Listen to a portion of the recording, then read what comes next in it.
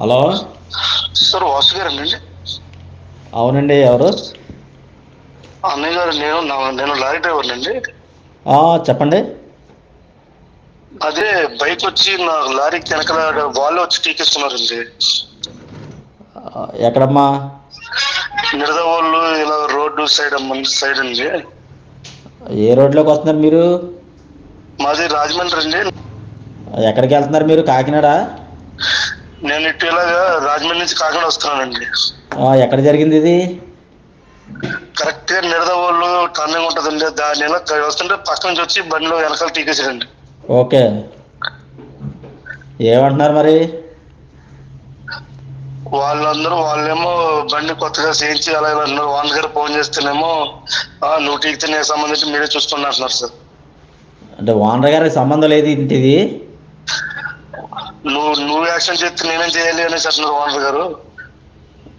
ఇప్పుడు మీ ఓనర్ గారు ఏ ఊరమ్మా? నాకు ఒకసారి మీ ఓనర్ గారు ఫోన్ నెంబర్ చెప్పు. ఓనర్ గారి నెంబర్ ఎంత సార్? మళ్ళీ మమ్మల్ని మా ఉద్యోగాలు తీసేస్తారు సార్. ఏ? అది మళ్ళీ ఓనర్ గారి పేరు చెప్తే మళ్ళీ ప్రాబ్లం అవుతుంది కదన్నా. అంటే యూనియన్ వాళ్ళు ఫోన్ చేస్తే ఓనర్ గారు ఉద్యోగం తీసేస్తారమ్మని భయపడుతున్నారా? అవును, మళ్ళీ యూనియన్ ఉన్నారు మీరు, అలాగే మా ఉద్యోగాలు తీసేస్తారు కదన్నా.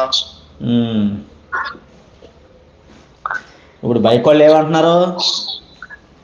బైక్ వాళ్ళు ఇక్కడ ఎవరు లేరని, అందరూ వస్తే మమ్మల్ని కొడతారేమో, కొట్టిలా కనబడుతున్నారు అన్న. ఇల్లు డబ్బులు 10,000 15,000 నా లిస్ట్ వచ్చిన రేట్లు అడుగుతున్నారన్న. ఎంత అవుతుంది బండికి డ్యామేజ్కి? దానికి 3,000 4,000 అవుతుందండి, ఎంతకంటే ఎక్కువ అవుదన్న. మరి నా ఫోన్ నెంబర్ ఎవరు? మీరు ఇంతకీ జైహూర్ రథసారథిలో ఉన్నారా? లేవన్నా, ఒక ఆయన మొన్న ఇచ్చాడన్న నెంబర్, నుంచి ఎంటర్ చేసుకుందాం అనుకున్న, ఈ లోపల ఇలా జరిగిందన్న. ఆయన మిమ్మల్ని అడిగితే మీరు కరెక్ట్ గా మాట్లాడతారని చెప్పారన్న, అందుకే మీకు కాల్ చేసాం సార్. అంటే మొన్న మా కమిటీ నెంబర్ ఫోన్ నెంబర్ ఇచ్చినప్పుడు జైహూర్ రథసారథి గ్రూప్లో చేరాలి, మనం యూనియన్ సహకరించాలని లేదు. ఈ రోజు అయితే మీకు ఎవరో బైక్ వచ్చి పడ్డాడు కాబట్టి ఇప్పుడు యూనియన్ గ్యాప్ వచ్చింది మీకు. అలా కాదు సార్, అంటే జాయిన్ అవుదాం అనుకున్నాం, ఈ లోపలనేమో ఇలా జరిగింది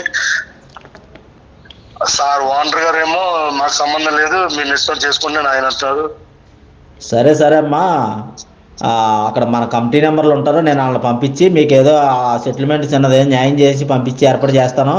ప్లీజ్ అన్నయ్య గారు, కొంచెం ఏదోలా చూడండి అన్నయ్య గారు. మా ఓనర్ తెలిస్తే మళ్ళీ ఓనర్ ఏమో నీకు సంబంధం లేదు, నాకు సంబంధం లేదు అంటాడు. మళ్ళీ మేము మీకు ఫోన్ చేసినట్టుగా తెలిసిందంటే మీ యూనియన్లో ఉన్న నా ఉద్యోగాలు తీసేస్తారండి. నేను ఒక 2 పాయింట్లు మాట్లాడతానమ్మా, పూర్తిగా వినండి మీరు.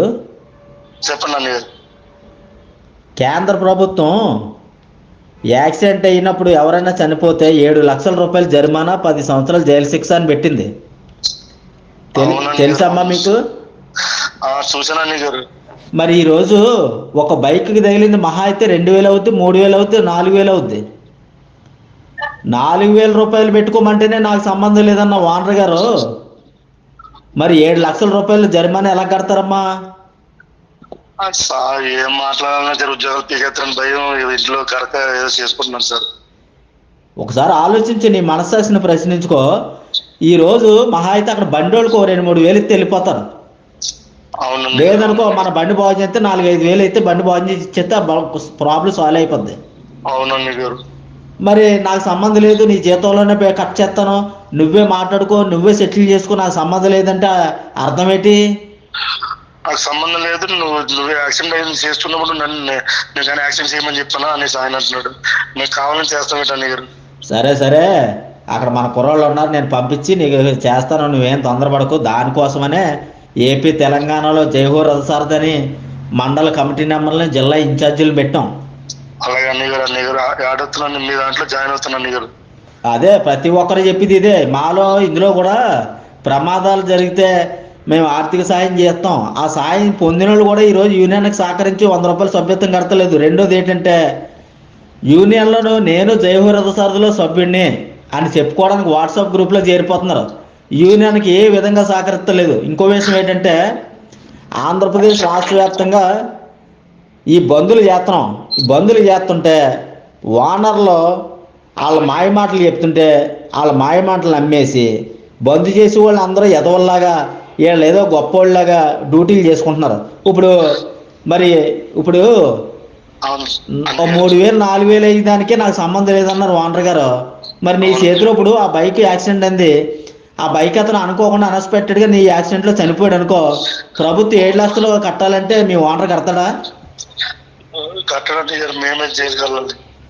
మరి జైలుకి వెళ్తే మీ కుటుంబ పరిస్థితి అమ్మా, నువ్వు ఒకడో జైలుకి వెళ్తే మీ ఇల్లు అంతా కుటుంబం రోడ్డున పడుతుంది కదా, అప్పుడు నీ పరిస్థితి, నీ కుటుంబాన్ని మీ ఓనర్ ఆదుకుంటాడా? లేదన్నీ గారు, మీ లెక్కలు కొంచెం మాట్లాడాలన్నీ గారు. రాష్ట్ర వ్యాప్తంగా దేశవ్యాప్తంగా ఉన్న ప్రతి డ్రైవర్ కూడా ఇది చాలా దారుణమైనటువంటి చట్టం. ఇలాంటి పరిస్థితుల్లో ఓనర్లో 7 లక్షలు కడతానని మీ లెటర్ హ్యాడ్ మీద మీరు మాకు రాసి ఇవ్వండి. లేదనుకో మేము డ్యూటీ లెక్క ఏ కూలి పని చేసుకుని బతుకుతాం, అడుక్కుని బతుకుతాం అవసరం అయితే కానీ, లేకపోతే కూలి పని చేసుకుని బతుకుతాం. కానీ ఇలాంటి చట్టాలు వచ్చినప్పుడు మేము డ్యూటీ చేయమని చెప్పి నిలబడలేరా మీరు? నిలబడతామని గారు, మీ లెక్కలు ఉంటే నిలబడతామని గారు. ఏమి నిలబడతారో? వారం రోజుల నుంచి రాష్ట్ర వ్యాప్తంగా బంధువులు చేస్తూ ఉంటే ఆగిన వాళ్ళు 1%, పక్క నుంచి వెళ్ళిపోతున్న వాళ్ళు ఓనర్లకు తొత్తులుగా మారిన వాళ్ళు, ఓనర్ల మాటలకి అలా డ్రైవర్ ఆగిపోయి ఆ ట్రాన్స్పోర్ట్ తిరిగిపోతుంది, ఈ ట్రాన్స్పోర్ట్ బళ్ళు తిరిగేస్తున్నాయి అని చెప్పి తొత్తుల కింద మారిన వాళ్ళు ఎక్కువ. అవునండి గారు, అవునండి గారు. ఒక ట్రాన్స్పోర్ట్ ఉందంటే అందులో 10 మంది సహకరిస్తుంటే 90 మంది ఓనర్ సపోర్ట్ చేసేవాడే. ఏది చేయమని ఇప్పుడు మీ ఓనర్కి ఫోన్ చేసి ఇప్పుడు ఇక్కడ సెటిల్మెంట్ మీరు చెయ్యండి, నేను ఎక్కడి నుంచి తీసుకొచ్చి కడతాను, నేను జీతం కట్టలేను, నా జీతం కట్టైనా నేను ఊరుకోను, ఈరోజు 4,000కి 3,000కి ఇలా మాట్లాడుతున్నారు మీరు, 10,000 రూపాయలు 7 లక్షల రూపాయలు జరిమానా కట్టమంటే ప్రభుత్వం ఇంకేం కడతారు మీరు? మిమ్మల్ని మీ కాలు కింద చెప్పులో వాడుకుంటున్నారు మమ్మల్ని అని అడుగు. అలాగన్నీ గారు కొంచెం ప్రాబ్లం సాల్వ్ చేయండి అన్ని గారు. సరే అక్కడికి మన కుర్రోళ్ళకి ఆల్రెడీ నిడదవోలు ఆ పరిసర ప్రాంతాల్లో ఉన్న కమిటీ నెంబర్లకి ఫోన్ చేసి ఇప్పుడు మీ దగ్గర పంపిస్తాను, అది ఏదో క్లియర్ చేసుకోండి, ఆ డబ్బులు కూడా మీ యాజమాన్యాన్ని ఇమ్మని చెప్పండి, మీ జీతంలో కట్ చేస్తే ఒప్పుకోకండి. అలాగే సార్, అలాగే. ఆ వాహనాలేమో వాళ్ళవే, డీజిల్ వాళ్ళు కొట్టించుకుంటారు, కిరాయిలు వాళ్ళు తీసుకుంటారు.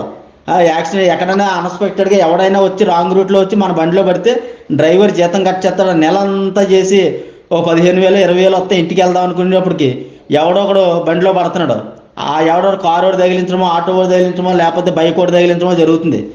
అక్కడ ఆ జీతం అంతా అక్కడ కట్టేసి కుటుంబాన్ని పస్తులు పెట్టవలసి వస్తుంది డ్రైవర్ల పరిస్థితి. అవునండి. ఇలాంటి పరిస్థితుల్లో కూడా మీరు మేలుకోకపోతే మీ బతుకులు ఎవడో మార్చలేడు. ఇంకా అలాగే కొంచెం త్వరగా పంపించండి. ఎవరో పంపిస్తానో పంపించి మీరు సాల్వ్ చేయంతా ఉండండి, కంగారు పడకండి, కొద్ది దూరంగా ఉండండి. ఎందుకంటే అక్కడ కుర్రాళ్ళు ఎవరైనా వచ్చేరేటు చూసుకొని దూరంగా ఉండండి. ఇది పరిస్థితి. ప్రభుత్వాలు ఏమో 7 లక్షలు 10 సంవత్సరాలు జైలు శిక్ష విధిస్తానంటది. ఎక్కడ ఏదైనా జరిగినప్పుడు ఆడికి ఫస్ట్ ఎయిడ్ చేయించండి, పోలీసులకు ఇన్ఫర్మేషన్ ఇవ్వండి, హాస్పిటల్కి తీసుకెళ్ళండి అంటది. వీళ్ళేమో జరగటంలోనే వచ్చి డ్రైవర్ని కొట్టి చంపే ప్రయత్నం చేస్తుంటారు.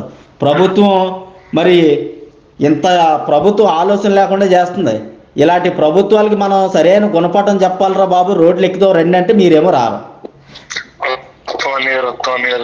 చూడండి. సరే ఉండమ్మా, అక్కడికి నేను పంపిస్తాను, మన కుర్రోళ్ళని పంపిస్తాను, వాళ్ళు వచ్చి సాల్వ్ చేసిన తర్వాత నాకు మళ్ళీ ఫోన్ చేయి. ఈ లోపల వస్తారు, మన కమిటీ నెంబర్లు పంపిస్తాను. ఓకే అమ్మా.